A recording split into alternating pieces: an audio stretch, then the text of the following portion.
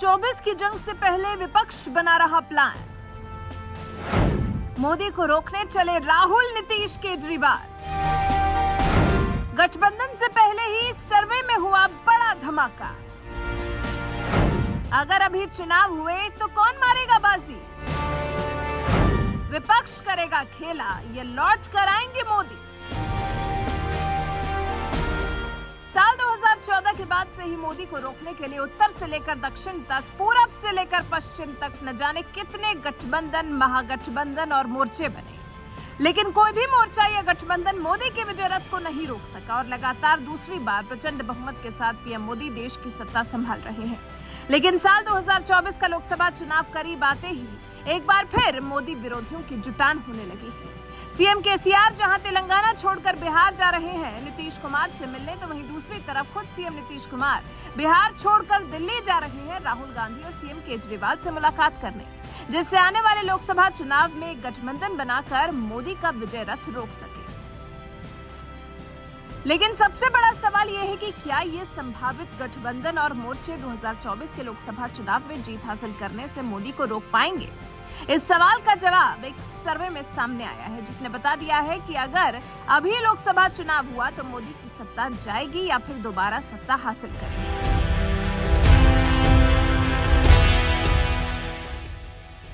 देश में जल्द ही लोकसभा चुनाव होने वाले हैं। अब बस कुछ ही महीने रह गए हैं, इसलिए विपक्ष अभी से गोलबंदी करने में जुट गया है। कुछ ही दिनों पहले खुद सीएम नीतीश कुमार बिहार छोड़कर दिल्ली में डेरा डाले हुए थे और यहां कांग्रेस नेताओं के साथ साथ दिल्ली के सीएम केजरीवाल से भी मुलाकात की थी। चलेंगे, ये बात तय हो गई है और इन सब चीजों को लेकर के ये भी कई लोगों से बातचीत हुई है, हम लोगों की बातचीत। हम लोग फिर एक बार आज जो बात हो गई है, अंतिम तौर पर बात हो गई है, अब उसी के आधार पर फिर हम लोग कर लेंगे और जितने लोग एग्री करेंगे तो सब लोगों को फिर हम लोग बैठ करके आपस में आगे का निर्णय तय करेंगे। अभी कितने विपक्षी पार्टी एक साथ एक मंच पे आप जिस दिन बैठेंगे ना एक साथ, उस दिन जानिएगा बहुत ज्यादा लोग इकट्ठा हो। जो खड़गे जी ने कहा, नीतीश जी ने कहा कि ऑपोजिशन को एक करने में एक बहुत ऐतिहासिक कदम लिया गया है। आपने सवाल पूछा कितने ऑपोजिशन पार्टीज को इकट्ठा करना है। देखिए, ये एक प्रोसेस है और ऑपोजिशन का जो देश के लिए विजन है उसको हम डेवलप करेंगे और जितनी भी पार्टियां हमारे साथ चलेंगी उनको हम सबको एक साथ लेकर जो देश में आइडियोलॉजिकल लड़ाई चल रही है, विचारधारा की लड़ाई चल रही है, उसको लड़ेंगे। जो इंस्टीट्यूशंस पर आक्रमण हो रहा है, जो देश पर आक्रमण हो रहा है, उसके खिलाफ हम सब एक साथ मिलकर खड़े होंगे और एक बहुत महत्वपूर्ण कदम उठाएंगे। आने वाले लोकसभा चुनाव में मोदी का विजय रथ रोकने के लिए सीएम नीतीश कुमार, कांग्रेस नेता राहुल गांधी इधर विपक्ष की गोलबंदी बनाने में ही जुटे रहे कि इसी बीच एक ऐसा चुनावी सर्वे सामने आया है जिससे मोदी विरोधी भी दंग रह जाएंगे। क्योंकि टाइम्स नाउ, नवभारत और ईटीजी रिसर्च ने जो सर्वे किया है उसके परिणाम बता रहे हैं कि अगर अभी देश में लोकसभा चुनाव हो जाए तो एक बार फिर सत्ता में लौटकर मोदी ही आएंगे। विपक्ष को विपक्ष में ही बैठना पड़ेगा, क्योंकि इस सर्वे में दावा किया गया है कि अगर अभी चुनाव हुए तो बीजेपी को 300 से भी ज्यादा सीटें मिलेंगी, जबकि कांग्रेस 150 के अंदर ही सिमट जाएगी।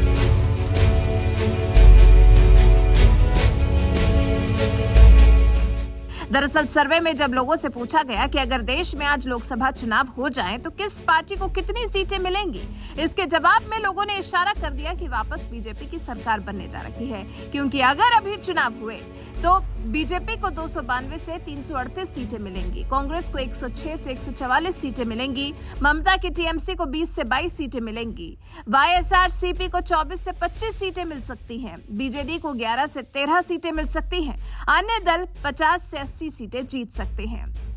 ये तो रहे सीटों के आंकड़े जो साफ बता रहे हैं कि अगर देश में अभी लोकसभा चुनाव हुए तो एक बार फिर मोदी जीत कर सत्ता में लौटेंगे, जबकि विपक्ष को विपक्ष में ही बैठना पड़ेगा।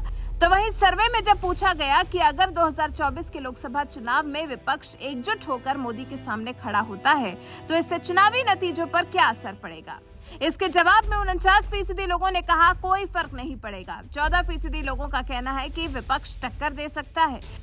15% लोगों का कहना है कि पहले विपक्ष एकजुट तो हो। 17% लोगों का कहना है कि विपक्ष एक होगा और बीजेपी को टक्कर देगा।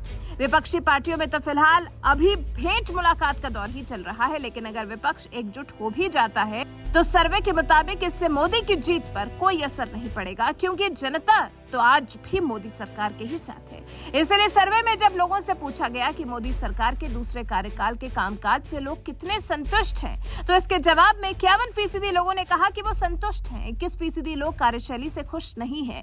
16% लोग काफी हद तक संतुष्ट हैं। 12% लोगों ने इसे औसत बताया। कोई भी पार्टी लगातार दूसरी बार सत्ता संभालती है तो ये कहा जाता है कि तीसरी बार सत्ता संभालने की कम ही उम्मीद होती है, क्योंकि एंटी इनकम्बेंसी की वजह से सत्ता चली जाती है, जिसका ताजा उदाहरण है मनमोहन सरकार, जो लगातार 2 बार सत्ता में आई लेकिन एंटी इनकम्बेंसी की वजह से तीसरी बार सत्ता से बाहर हो गई। लेकिन यहाँ तो जैसे जैसे लोकसभा चुनाव करीब आ रहा है, मोदी पर जनता का विश्वास और मजबूत होता जा रहा है। तभी तो सर्वे में जब पूछा गया कि क्या इस बार भी बीजेपी 300 से ज्यादा सीटों का आंकड़ा पार कर पाएगी, तो 42% लोगों ने कहा बिल्कुल 300 का आंकड़ा पार कर जाएगी बीजेपी, जबकि 26% लोगों ने ही कहा कि बीजेपी 300 पार नहीं पहुंच पाएगी। फिलहाल तो ये सर्वे है जिसमें देश भर के 90,000 लोगों से राय ली गई, जिनमें से ज्यादातर लोगों ने मोदी सरकार पर भरोसा जताया। असली फैसला तो 2024 के चुनाव के बाद आएगा, जब चुनावी नतीजे आएंगे। वैसे आपको क्या लगता है, क्या लगातार तीसरी बार मोदी सरकार सत्ता हासिल करेगी या फिर विपक्ष को मिलेगा मौका? अपनी राय हमें कमेंट कर जरूर बताएं।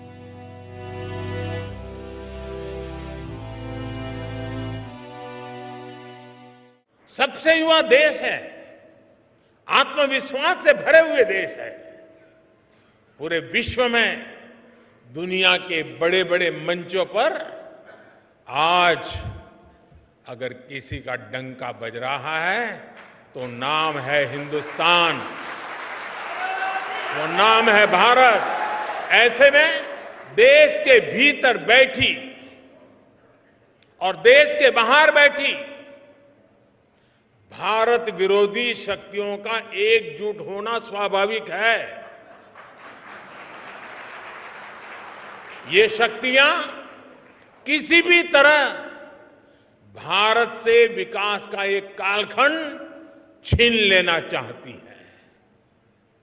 आज भारत का सामर्थ्य अगर फिर बुलंदी की तरफ जा रहा है तो इसके पीछे हमारी एक मजबूत नींव है। ये नींव हमारी संवैधानिक संस्थाओं की है, हमारे कॉन्स्टिट्यूशनल इंस्टीट्यूशंस की है। इसलिए आज भारत को रोकने के लिए हमारी इस नींव पर चोट की जा रही है, संवैधानिक संस्थाओं पर प्रहार किया जा रहा है, उन्हें बदनाम करने का अभियान छेड़ा जा रहा है।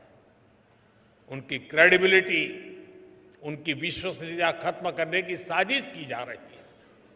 जो लोग भ्रष्टाचार में लिप्त हैं, उन पर जब एजेंसियां कार्रवाई करती हैं तो एजेंसियों पर हमला किया जाता है। जब कोर्ट कोई फैसला सुनाता है तो कोर्ट पर सवाल उठाए जाते हैं, न्यायिक प्रणाली पर हमले होते हैं। आप सब देख रहे हैं, कुछ दलों ने मिलकर भ्रष्टाचारी बचाओ अभियान छेड़ा हुआ है। आज भ्रष्टाचार में लिप्त जितने भी चेहरे हैं वो सब एक साथ एक मंच पर आ रहे हैं। पूरा देश ये देख रहा है, देश समझ रहा है। साथियों, भ्रष्टाचार ने हमारे देश का बहुत नुकसान किया है। दिमक की तरह देश को खोखला किया है भ्रष्टाचार ने। देश की जनता आज देख रही है कि पहले की सरकारों ने किस तरह भ्रष्टाचार के खिलाफ कार्रवाई के नाम पर केवल खानापुरी की थी। लेकिन पिछले 9 साल में भाजपा सरकार ने भ्रष्टाचार के खिलाफ जो अभियान चलाया, उसने आज भ्रष्टाचार और भ्रष्टाचारियों दोनों की जड़ें हिला दी।